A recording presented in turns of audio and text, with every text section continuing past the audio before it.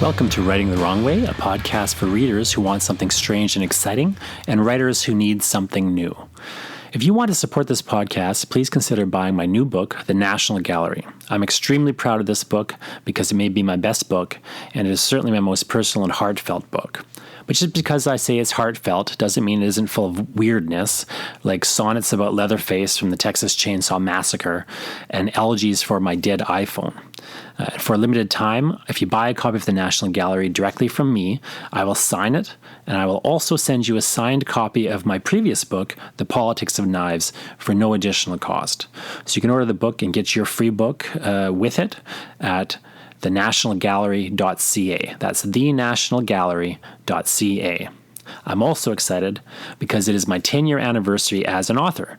My first book, Ex Machina, was published in October 2009, and to celebrate, now that it is 2019, as I record this, I've made Ex Machina available as an ebook for the first time. It was never available as an ebook previously, and I'm giving that ebook away for free at jonathanball.com/freebook. So go to jonathanball.com/freebook, and you can sign up, get all my exciting news when it's exciting and new, and other free resources that I'll just send you as I create them, plus a free book. And again, you can go to thenationalgallery.ca if you want to find out more about my new book and get a free book as well when you order that. So two free books and a paid book available to you. In any case, let's get into the show. This is the first of a two-part series with Nathan Dueck, where we talk about parenting and productivity, trying to get some writing done in your life when you have children. Although I want to just note, if you don't have children, that a lot of what we're talking about is going to be applicable to your situation. You'll just have different challenges. A lot of the challenges with children are very specific, but there are some kind of general challenges that I think more broadly applicable, like just the problem of trying to create and hold time for your art practice when you have these competing demands from the outside. So again, this is first of a two-part interview, and after that, we are going to have a bit of a hiatus. I'm going to go on a bit of a break with the podcast because behind the scenes, I'm doing a lot of retooling of various things, and I'm trying to get ready to launch some really major, massive, fascinating, I hope for you, projects in 2020. A lot of exciting stuff coming down the pipe in 2020, but I will tell you more about that in the new year after a little bit of a hiatus, a break, where you can go back and catch up on the podcasts that you've missed. So subscribe to the podcast if you haven't already. Go to writingthewrongway.com if you want to find the link or find more episodes. Try to subscribe to that. And sign up for the newsletter at writingthewrongway.com as well.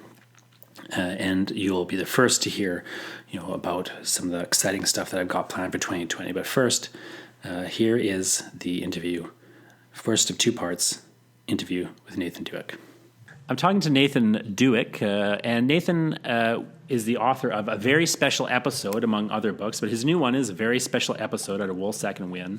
And can you tell me a bit about the book, Nathan? Like, I've read the book, but tell people what A Very Special Episode is, and we'll talk a little bit about the book, but then we'll move into the topic for today, which Nathan and I are both kind of similarly struggling with, which is how to be a writer, and put out books like, A Very Special Episode, when you have kids and you have a life and a family and, just these other obligations outside of writing, which I think we were talking a little while ago about how is a really under-discussed topic.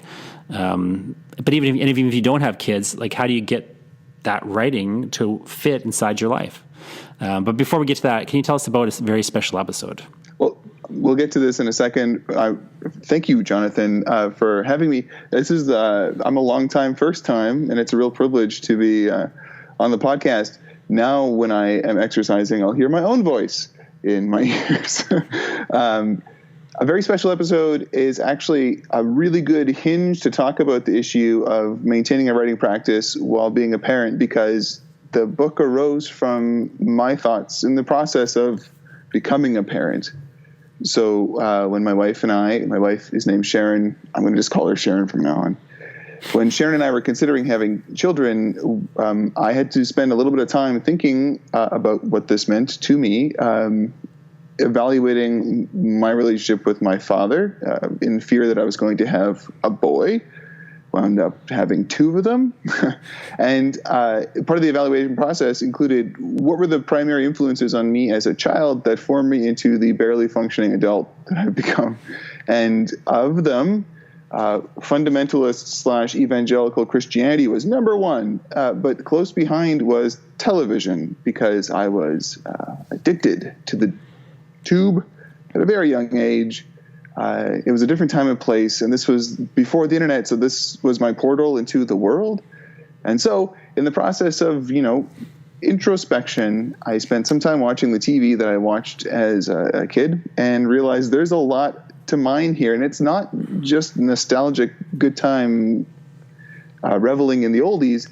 It actually became a very, very engaging process of remembering why I have these dreams, or where that memory comes from, and why is it possible for me to still remember the jingles and the theme songs for the shows that I watched as a youngster. And so that was it. It began purely as a self-indulgence and a flight of fancy. And I started taking notes and realized that I could do more with these notes, and decided I was going to make a book that honored 1980s pop culture, specifically televisual culture. And I tied it to my other real passion in writing, which is parody, which is often misunderstood and overlooked as a critical and intellectual engagement with a text. And a very special episode was the result. A freewheeling, hopefully enjoyable, TV guide, or maybe we can call it a coffee table book of the 1980s as perceived by a precocious / slightly obnoxious white kid from southern Manitoba. Now, all that stuff you're talking about is really near and dear to my heart, because similarly, you and I are about the same age, and we started school. I think we started the same year, maybe unless you're a year ahead of me, but I think you start in 98 as well? Was that? Yes. Yeah. So you and I started. In fact, I think we met our first or second day at school back in 98. You know what? It was literally my third day of university. I can recall it like it was yesterday. It was a formative moment in life. You and I were both meeting in the rehearsal space, taking introductory theater class with Dr. Margaret Groom. And then within months, we were working on scene study together. That's right. I remember specifically you talking about how much I should watch Tarantino, and I had not watched Tarantino. Really? And yeah, it's true. You told me that I have to spend time watching Quentin Tarantino. So on your recommendation alone, I went to a video store, because we had them then, and I watched all of Quentin Tarantino up to 1998, which I think ends with Jackie Brown. Is that right? That sounds right. Yeah. And we were working on a scene study with Julie Simpson, who was a young woman then, now relatively, she's the same age as we are, so a middle-aged woman now. And she kept telling me that only jerk-off guys watch Quentin Tarantino. That's hilarious. So she inadvertently started directing two jerk-off guys. That's so funny. Yeah, I mean, I remember that theater class and a lot of things. I don't remember that specific, conversation, but like it sounds right. But anyway, another thing you just said before the internet, that's the thing that I find myself saying all the time as a parent to my older daughter. All the time growing up, I'd be like, well, before the internet, this used to happen, this used to happen. And of course, every time I say it, I feel super old. But then also, like you, I just recently put out a book, poetry, the National Gallery, about also, the experience of parenthood and how it connects to in some way, kind of darker material, but still like this kind of pop culture material, and trying to kind of mine my way, through it, and a lot of those same concerns are swirling in my head in the same sort of way. So just to kind of preface a little bit, this kind of discussion of parenting and how to kind of parent and write as well. Maybe we should just talk a little bit about like the kind of general life situations that we're in. Sure. So like, in fact, it's a good idea. We should have started this conversation with like a caveat or maybe a disclaimer saying that, at least I feel this way. I think I can assume you do as well. We live in a lot of privilege. Mm-hmm. I can say Sharon and I have 2 healthy children, 4 and 2. They're the most important thing to us. I feel honored and privileged that whatever deity you believe in has entrusted me with these children in his or her or their poor judgment. And I'm going to get a little bit cranky in a little while, and I'm sure you're going to as well. And that is not meant to be. It's not meant to be any kind of judgment on children or my children specifically. It's not meant to be a way of. I should just express more gratitude than I do when I'm talking with my sons. They are worth more to me than any publication, and I feel like that should go without saying, but I don't say it, and maybe I should say it more often. And I dedicate my books to them, knowing that I would have written more without them, but it wouldn't have mattered as much if I didn't have them. Does that sound... Mm-hmm. No, I understand completely, and I think, and so I like you have two young children around the same age. So my kids the one's just about 5, like she'll be 5 this month, and then the other is 3. So very close to your like 4 and 2, 5 and 3. And then I also have an older daughter with. We were never married, but I call her my ex. But she's like almost 20, like she'll turn 20, like she's quite a bit older, right? And so. It's all been, very difficult in various ways, but also, as you say, like, a real privilege. And I dedicated this most recent book to them and to all the kids, although my older daughter, Jessie, is the one who is mentioned the most in the book because she was kind of instrumental in the writing process of it a little bit, which is something, I'm sure we'll get to talking about soon. But right now, like you, I'm very much in that similar situation of having kids around this sort of same age. And, also the other thing that's kind of relevant in my scenario, so in addition to having the older kid, that doesn't live with me, that, is another sort of relationship, parenting relationship that, I got to manage. Even though she's like almost 20, it's still like it's a parenting relationship, forever. Right. Mm-hmm. It kind of changes in various ways. But then the other thing to consider for me specifically is I've also got like more or less 3 jobs. Sure. So the way that things have worked for me right now is about a third of my time I spend as a contract university professor, teaching creative writing or other things. And then about a third of my time I'm a creative writer, like about a third of the money I make or stuff that comes in is connected to creative writing, depending on like the year and the situations change, but like broadly speaking. And then like a third of my time is like freelance writing. Sure. So in addition to kind of, and I'm also like, generally speaking, I'm like the primary person at home during the day with the kids in a lot of, for most days, or maybe like half the week, roughly, let's say, if you want to count everything in. But it's like, quote unquote full-time parenting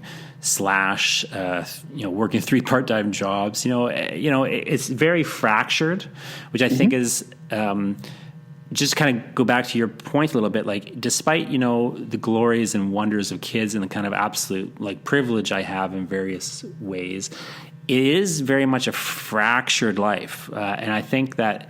And kids kind of fragment the life further because, of course, each of them has their own, even if they're very healthy children who, are well adjusted and everything, like they have their demands. Sure. Right. And, one of the things I remember, I don't know if you had this experience, but like one of the great shocks when you have a kid, I think, is just like, the kid's born, they hand you the kid, you leave the hospital, and it's like, now you got this kid. And like, you can't like just, never don't have the kid. Yeah, I'm checking the privilegeometer here, and looks like we're peaking. But Yeah. My situation is somewhat similar to yours. I have a full-time gig, and I'm so grateful that in this economic condition that we're in Canada, that I can say that. My wife is the primary caregiver. Like, Sharon is number one because she's at home. She works a very part-time job right now teaching music, and I want her to work more because she loves it and she's really good at it. And she'll tell you it makes her a better person to do it. But I feel the same way at my job. I have a full-time paying gig, and then I come home and I want to be a dedicated full-time father. And then I also want to be a dedicated full-time writer. And that's 3 full-times in a part-time life. So my demands are like yours, but my demands kind of peak and they also kind of valley at different times of the year. So because I teach at a college, my teaching load is very heavy. But my summertime load is much lighter, so that's when I get my primary work done. We'll talk about scheduling in a second because I want to hear how you do it. Well, let me just suggest a framework for this discussion a little bit, which, so to me, I was thinking about this before we got on this call here, and like, to me, there's like 3 core problems that just having kids, but also in some way, like other things cause these same problems. But I think kids kind of exacerbate existing issues that are always a problem when you're a writer. One I think is focus, like being able to being able to focus on things. Because like for me, for example, you're just sitting at home and trying to write, and like, the kid comes up to you and starts talking to you. As a really simple example. It gets more complicated than that, as you know. But like, it's a simple example. Like, they can pull your focus, like anything can, like your phone ringing can, etc. It's just another thing that is potentially vying for your focus. Except, unlike your phone ringing, it's something that deserves your focus. Sure. There's the time problem, of course. Like, you got so much time in the day, you can't make more. And, you can give it to your kids, you can give it to this, you can give it to that. And so that becomes a challenge, I think, on some levels.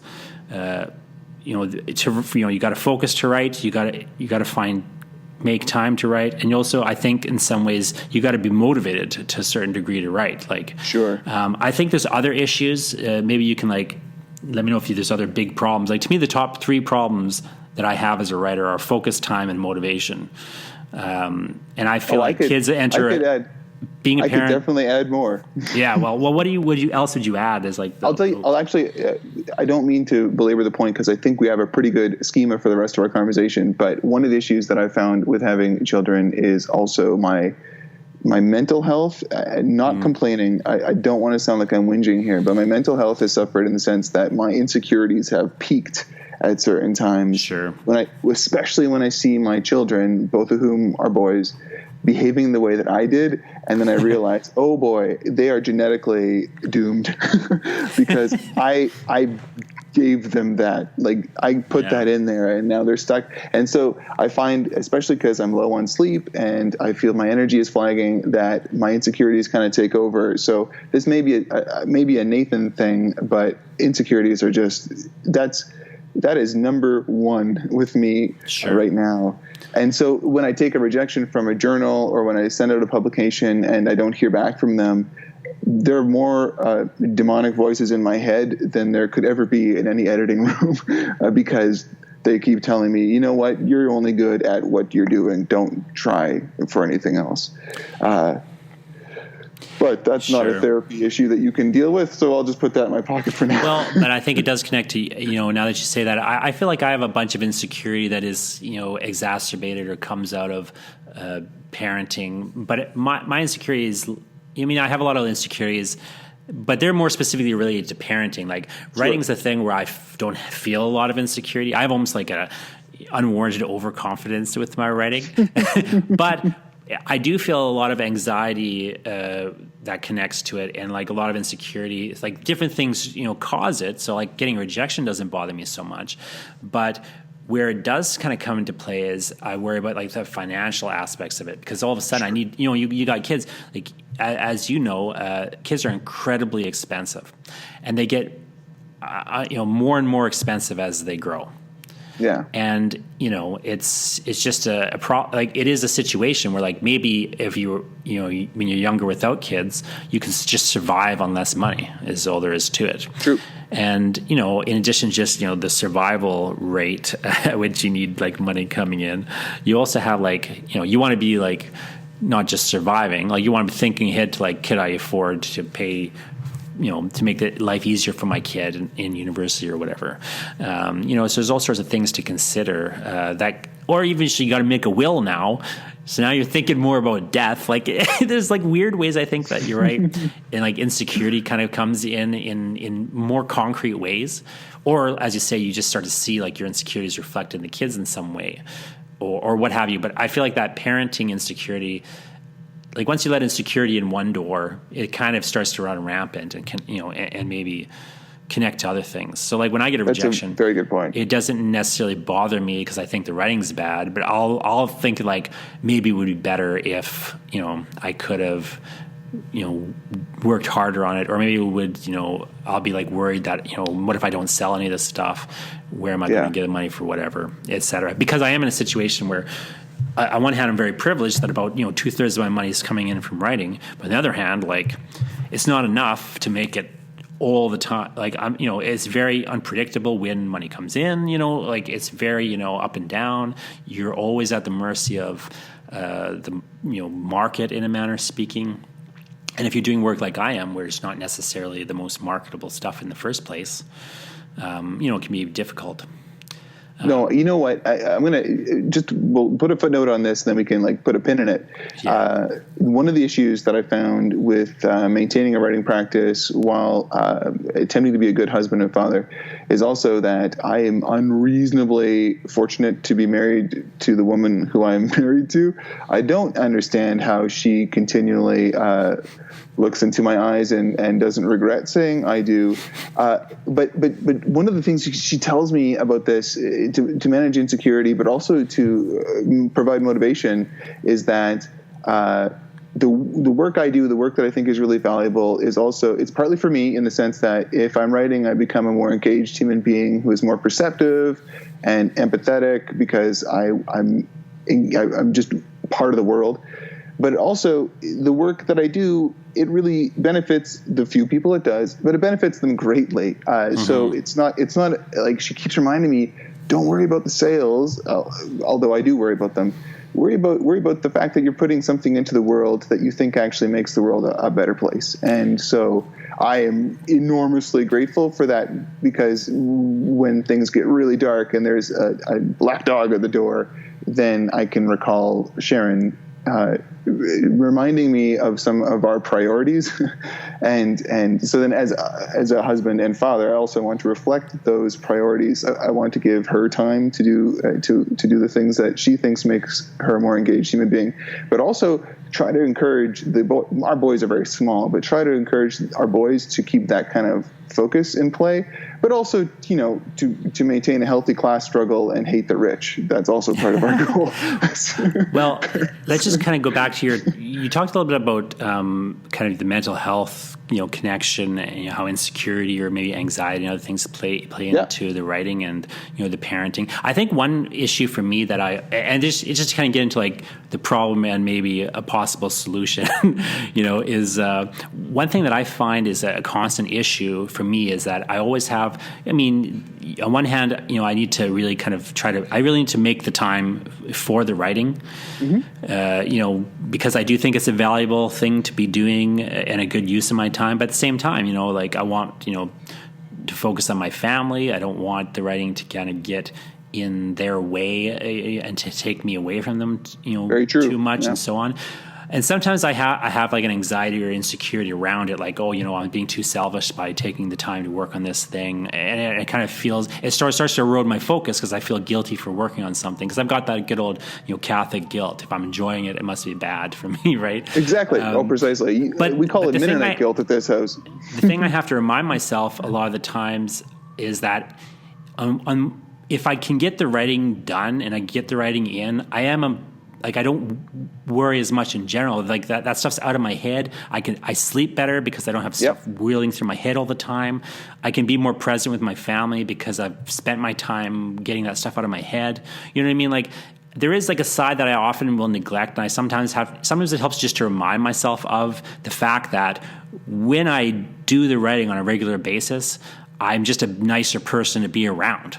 True. And I don't have, as I'm not as, triggered to a temper, or, I'm just like more there because I haven't got it stuck in my head. I can sleep better. Like there is like a way, I don't know if you have this too, but like for me, like my mental health is better when I'm writing regularly. And they've even done studies into this. Like if you are writing creatively on a regular basis, or even just journaling on a regular basis, it improves your mental health and stability and your ability to emotionally deal with the world and be present in it. So there's, science to back that up to some degree, but there's also just like, the anecdotal. I know that when I keep a regular writing schedule, I do better in life, and I'm nicer to be around. And I am a better parent just because I've kind of put my time in with that stuff, and it's not pulling at me in the same way. But I still will feel guilty in doing it. And sometimes I'll just to reframe it a little bit and like to remember, like, okay, part of the reason I'm just like, part of the reason you exercise is so you have more energy. Part of the reason like I write is so I have more like presence when I'm not writing. I think you put it really well. This is now we're going to check the mutual admiration meter, and we're peaking. But I appreciate the way you phrase this as though you are just an easier person to get along with when you feel like you're doing something to, perhaps we could say, better yourself or just express yourself. I strongly agree with you, and I can say anecdotally, add my anecdote to the pile, that I didn't write between the ages of 24 and 32, and those were the darkest period of my life because I didn't think it was worth it, or that people weren't going to pay attention even if I did it. So why bother? And so I co-sign every word you said more eloquently than I could put it myself. But we can go like I really want to talk about time management because that is my primary obstacle right now. And so let's put down the cards on the table. How do you manage your time to find the minutes, the change, the spare change in the couch to do the writing of the day? Honestly, like, it goes up and down with the waves of it being a struggle. My big problem with time management, so I'll tell you my big problem, then I'll tell you like the solutions I've found that, the things that help. My big problem with time management is the fact that I have so many different areas of focus. Like I just don't have one job. I got 3 jobs. Plus I got these kids. Plus I got, an older kid outside, that doesn't live with me that I want to, be around. Right. Plus I got to like, just the normal daily stuff of being alive. You got to figure out if you have money or not. You got to like go to the mall. You know what I mean? Like there's just things you have to do. You have to wash the toilet. Like there's just so many things to do. And I don't have, sometimes I kind of wish, on one hand, I'm very privileged in that, I can do a lot of different things and, survive. But on the other hand, it's very, I have to really compartmentalize, and it's difficult, and it can be draining and overwhelming to feel like I got all these things to do. So there's a few ways that I deal with it when I'm dealing with it well. So I don't always deal with it well, but when I'm dealing with it well, the other thing is, of course, teaching. Like my teaching schedule, my schedule changes completely, like every few months. Yep. And so it just becomes kind of difficult, in all sorts of ways. But one thing that really helps a lot is just. Every once in a while, I'll go into, when I really feel overwhelmed, I go into what I call kill everything now mode, or like, Ken mode. There's a great metal band called Ken mode. It stands for kill everything now mode. And what I'll do is I'll just stop doing every single thing that I'm doing. I just won't do like anything at all for like a day, like a week, except what I absolutely have to do. Where if I don't do this thing, it will like severely affect my life in some way. I won't do anything else, and I'll keep track of what I'm doing and not doing. So I'll keep track of like the things I absolutely have to do as a baseline, like to survive and so on. And then I'll keep track of like all the things I want to do, but I'm not, or like I feel like I should be doing, but I don't actually have to do. And when I do that for like a few days, it helps me get perspective on what I really need to do versus what I just think I need to do. Sure. Right. And it also helps me get perspective, and like I'll just cancel everything I can cancel. I'll move every deadline that I can move. Like I'll just kind of like try to shut down. And I'll actually, even though I'm overwhelmed and super busy, I'll try to get to a point where I'm like literally standing there doing nothing.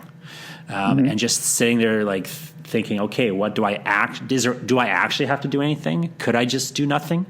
Really, if I, not just in my head, but objectively, like, what do I need to do? And so it helps me kind of like sort out what is actually a real priority versus things I just have convinced myself I need to be doing. Yep. But it also helps me figure out like what's the baseline in terms of like how busy am I before I start adding on things. Because sometimes I find that what has happened is I've added too many things to my plate and I've just overestimated how much time I have. So it helps me kind of just get a baseline. And then once I have that baseline back, if I've kind of gotten out of control, I'll then start to like schedule things in clumps. So like if I find like every day I'm like cleaning the toilet or something, or doing like a bunch of random chores, or like every day I'm working on some email or something, I'll just start blocking it. So like I'll do like, okay, well, if I'm checking email every day, I'll just check email every 3 days. Or like what's the minimum I could get it down to? Like, because email's not making me money.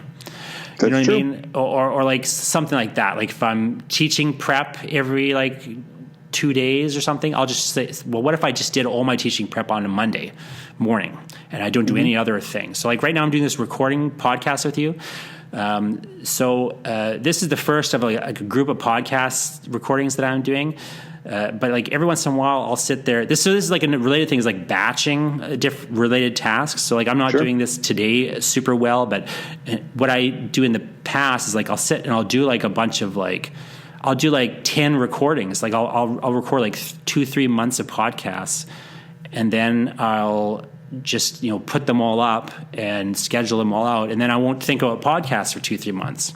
Sure. So like this is the first podcast I've recorded, even though I've been putting on a weekly podcast for I don't know however for almost over a year now, with a couple of exceptions. But like this is the first time that I've recorded a podcast, Nathan, since like.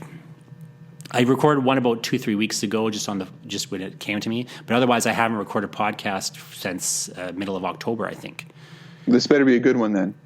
Well, but like I've been putting out podcasts. You wouldn't know it, right? Oh, true. I've been keeping in contact with your schedule, and it's every week. Yeah. So like before Halloween, I was like, if you listen to the one the other week with Lyndon, like I mentioned it, like it came out in December, and I mentioned like, well, it's not even Halloween yet, but so I find like But otherwise, what I was doing before that is I was doing a podcast every week. And so I was like, I had this job to do every week. Well, why don't I just do that job 10 times on this, like in 2 days, and then like once every 3 months? Yep. It's so much more manageable when you block it like that. It's like I can't, do you know what I mean? Like, so one thing is like just figuring out what I really need to do versus what I just think I need to do. Another thing is just like, can I just block those things and like pre-do them? So like, I'll do my classes that way too. Like I was teaching 3-hour classes and I was teaching 75-minute classes, and I would come up with a new lesson every time because the 3-hour class is so different. But what I just started doing is I just started making like 1 hour. I started making like 75-minute class sections, and I would just do 2 of them for a 3-hour class. So I just started like doing my lesson prep in a very modular way. I started just trying to really template out things. Probably the biggest thing that's helped me is I bought a book called Free to Focus by a guy named Michael Hyatt, and I just like followed like his productivity system as much as I could, and it works surprisingly well. So like I really recommend that book in particular. But like the other sort of just core thing, and people hate when I say his name is Hyatt. Michael Hyatt. Okay, Hyatt, gotcha. And it's called Free to Focus. So like when this, I'm taking notes. Yeah, like I'll link to it when the show notes for this go up. Great. But it's a great productivity kind of system book. It sounds like stupid to say that, but I started like reading productivity system books to just get a handle on my life a little bit at one point. But the absolute biggest thing that I do to try to like create time for writing, but not take the time from my family, over much, is I just don't do things I used to enjoy. So like I don't really watch TV anymore. I don't have Netflix. I don't have any TV channels. I don't have Disney Plus. I don't have any of that stuff. If you ask me about a television show, I haven't seen it, with like rare exceptions. I stopped going to movies almost. I just wrote a book about TV, friend.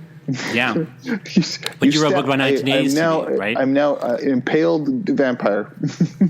But I love TV and I love movies, but I just don't watch TV or go to movies anymore because it got to the point, and I don't really play. I stopped playing video games, although I started playing them again recently because I started working for a video game company.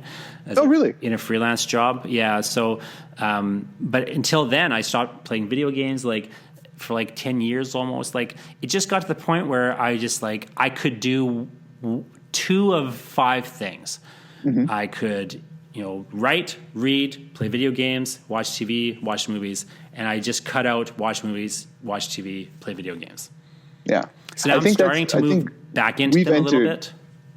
I think you and I, we've entered into a period that we saw other generations enter into, where when you have young children, you just don't understand pop culture anymore. No. You're out of the game. Yes, like I've seen like all of Game of Thrones, and I've seen BoJack Horseman. That's about it. Yeah. I watched the first episode of The Mandalorian the other day, but like, I've watched The Lighthouse, but like I've seen like 10 things, like, so, and it's just like I could either watch TV or I could write books. Like that's just what it boiled down to in my life. I could play video games or I could write books, and I didn't want to give up reading because I felt like I just like looked at the math of it. It's like if I have so many hours, like I can't be a writer unless I read, I don't feel. Mm-hmm. But I could be a writer without watching television. So even though, I'll watch, like if I'm trying to write a screenplay, every once in a while I'll be working on screenplays. So at that point, I'll start watching movies. I'll just really try to binge and catch up, and I won't read so much. But, generally speaking, like the only way that I can handle the schedule is like I just cull the schedule as much as possible. Sure. And just I pull what Hyatt talks about is he kind of in that book he discusses like you put every activity into one of these 4 zones, and he's there's like things you don't have a passion for, things you don't. It's like passion and proficiency. Like so either you don't have passion and you don't have proficiency. Well, you just stop doing those things as much as possible, or maybe you've got like passion for something but you don't have proficiency. So well in that case that he calls your distraction zone. So it's like things you like doing but you shouldn't be doing them. And he's talking about it all in a very business context, but it's true in other respects. And the other thing, it's just like what's distracting you. And I just found like if I want to write books, I just can't watch. I can't be up on TV, and I just can't be part of that conversation. I can't go on social media hardly at all. That's actually the note I just made to myself. I was feeling convicted and guilty, so I wrote down, Nathan, cut down on social media in my book. Yeah, because I waste far too much time checking social media for really very little reward. That's the thing. Like, I mean, I still like get sucked into it, but like, I just try as much as possible to be mindful of what I'm getting sucked into. And every once in a while I have to just reset. Like I have to like go into Ken mode and reset what I'm doing because I just am getting overwhelmed. And what I'll find is that invariably I've gotten like a systems creep where I've started watching TV or I've started playing games late at night or I've started like checking social media. I put it back on my phone and now I got to take it off my phone. You know what I mean? Like, or I'm just checking email too much, or like I just find like if I just actually catalog what I'm doing, like I'll literally write on a piece of paper, what am I doing in a day? Like if I find myself doing something, I'll write it down on a piece of paper. And then at the end of the day, I'll look at like what I did in the day and it's depressing, and I'll like literally like look and like, well, where did I make money? Like, or like, did I produce something, even if I didn't make money, like, did I produce like something of value to the world or to even just myself? Yeah. And it's, and often so much of the stuff is just like stuff you get sucked into doing because you have in the habit of it or whatever, or it's just easier to do it, or you're just tired and you don't have the willpower to resist it or whatever. Very good point. But I find like just cataloging, I don't know, like what do you find like works well? Well, I gave this some thought, anticipating that we were going to have a chance to chat about it. And I have found, only because of my schedule, my work schedule, and the consistency of it over the course of 4-month chunks, that it's kind of fluid. Here's what really works for me, and I cannot recommend it because I am a zombie and who needs to eat brains because he has none of his own. I find that I have to get up early in the morning now to get work done. Our mutual friend, Mark Sampson, says that he wants to spend the best part of his time in the day when he's fresh and he's eager, making literature. So I get up at 6 o'clock or sometimes earlier, and then I write until 7 o'clock when I have to start making breakfast. And that sounds like a little thing, but it's very difficult some days to wake up at 6 o'clock and say, well, we're going to go sit at the computer and hopefully come up with something before I have to plop the porridge into the pressure cooker. Anyway. I was doing that exact same thing in those same hours almost.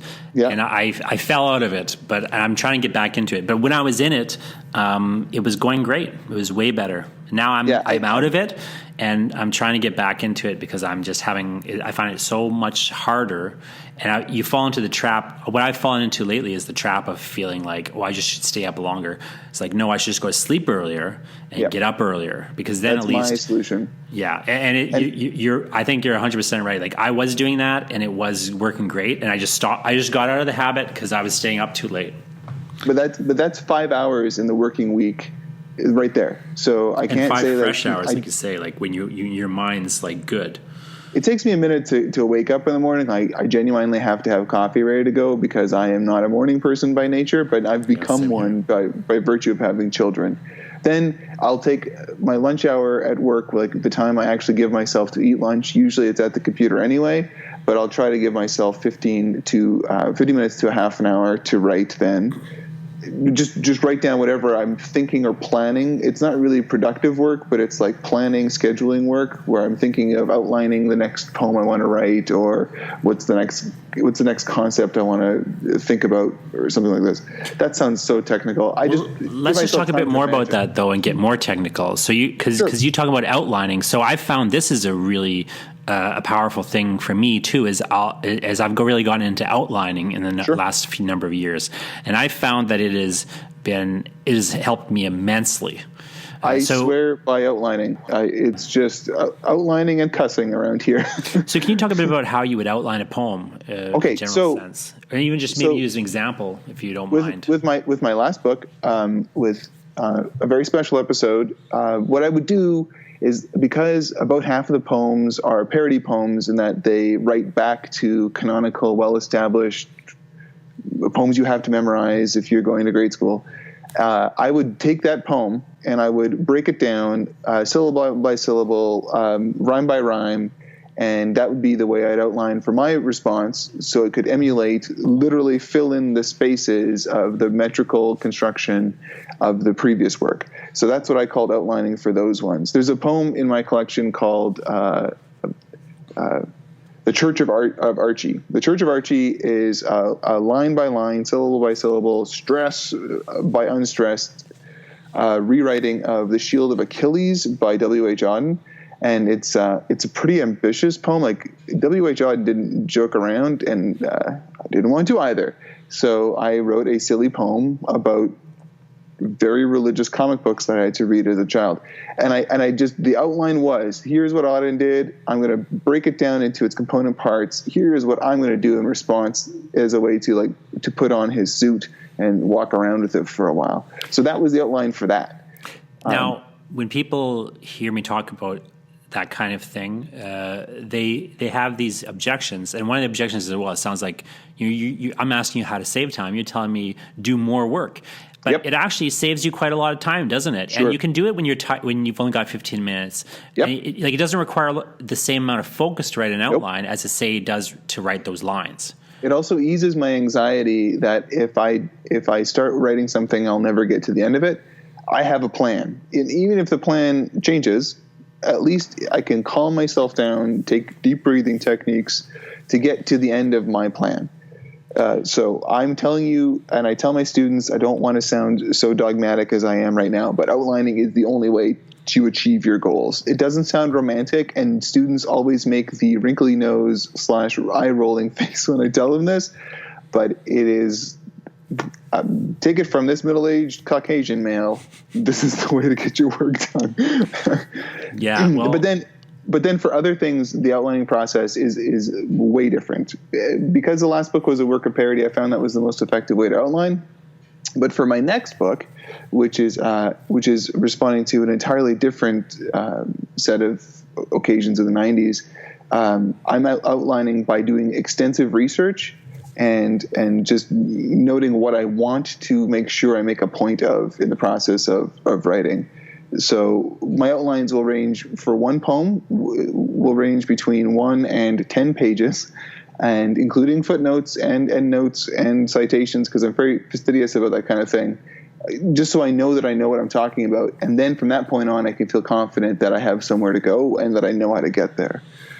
So how do you actually get like blocks of time to put in like focused, intensive work on a poem or something? So I'm looking at your book and looking at Ode to Madonna. So, Yep. So this is on page 29, and there's a stanza here. I was just reading this the other day, and I noticed the stanza. So here's what the stanza is. This is now if you're out there and you're listening and you're not a poet or you don't have a lot of facility with poetry, let me just tell you, like, take my word for it. This stanza I'm about to read is incredibly complicated and would be very difficult to write. So in Ode to Madonna, there's a stanza here that reads, "Could you conceive how rehearsal is terminated by the premiere recital? Could you, in a role reversal, recite live rather than evil?" That is a really dense stanza.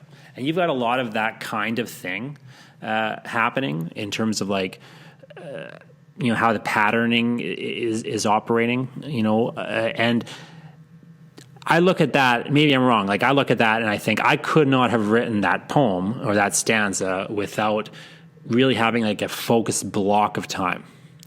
Okay, so is that the case? I could respond specifically to you on this specific stanza. In fact, I could even show you drafts of this stanza. To place into a context, I take an incredibly long time to write something. I cannot write a poem in the morning in the block of time I just told you. I can't write a poem before I have my first bowel movement. There are people who can write on the train and come up with really brilliant poetry. I can't. It takes me a long time. Well, I would think you at least need a desk to put out like your papers and your notes, because you got to figure out where the stresses go. You know what I mean? Absolutely. Like it's very involved what you're doing. No, that stanza right there comes from, I'm also a kind of minorly obsessed with Vladimir Nabokov. People call him Nabokov. Anyway, this poem is based upon his poem Ode to a Model, and he, like me, I suspect, have some kind of mental issues that are akin to OCD. I don't want to make light of it, but I certainly have some aspects of my brain that enjoy patterns and structures more than the average person's brain does. And so that stanza is patterned on his stanza that is also similarly particular and persnickety, but I decided I was going to take him up one notch and show old Vladimir how it's done. So that stanza specifically took at least 2 or 3 different versions, and I specifically fought with the last 2 lines because I wanted to find a way to make it sound flip and casual, but also upon closer inspection reveal that there is a lot of mechanics cranking beneath it. And so I'm glad you picked it out, because I'm glad that you thought it worked. I only see the effort. I don't see the effect very well. And so thank you, Jonathan. Well, you're welcome. But like, on that one. I can like, people think because I don't do a lot of it, that I like can't do a lot of it, this kind of writing. And I'm not as good as you would be, but like I can do it and I can recognize it. And I find that people really don't understand what goes in writing 4 lines like that. and like, it's that would be a long, hard slog. So how do you do it? Are you just doing drafts like in your time you have, or are you finding like big blocks somehow? I'm telling you that I am a drafter. Again, because I mentioned earlier, insecurity / anxiety issue, I need drafts. I need to get to the end of something knowing that no one will ever have to see it. Like Jonathan will never have to look at this poem in its first, second, or third incarnation if I don't want him to. And then I keep revising, and gives me time to think and rethink. But what I just described to you is time, and that kind of time is very limited now because of my real life and life making obligations. So time for me, it comes down to, I just described 5 hours in a week. That's the time that I give myself to do the hard labor of producing that kind of nonsense. And the truth is too, and this is the reason why I'm really stuck writing poetry right now, is that I find constraint, like you just described in that stanza, very, very liberating. I know it sounds anathema, especially to poets who are much more gifted than I am and more imaginative than I am, but I need to give myself constraint, and I look at time as one of those constraints. And that sounds mythical, but I say, if I only have an hour, this is where I want to get in that hour.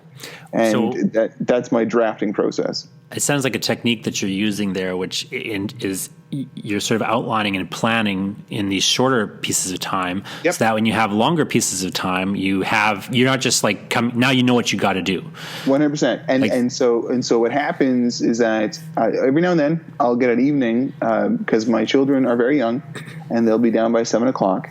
I'll get an evening where I have an hour or two, and that's where I get to go to town on these things. Because like you, I watch very few movies anymore. I haven't lifted a video game controller in 20 years. And my friends don't return my phone calls. I'm not sure if that one's like you, but that's where I sit down and say, well, now I have this much time. And sometimes it's in front of the TV. I'll be perfectly honest. I just turn the TV on because I like the distraction, and it kind of just takes my mind off of things. And then I will complete whatever goal I've set myself for that week or for that day or whatever. So I'm going to stop there, and we'll come back to talk to Nathan more next week.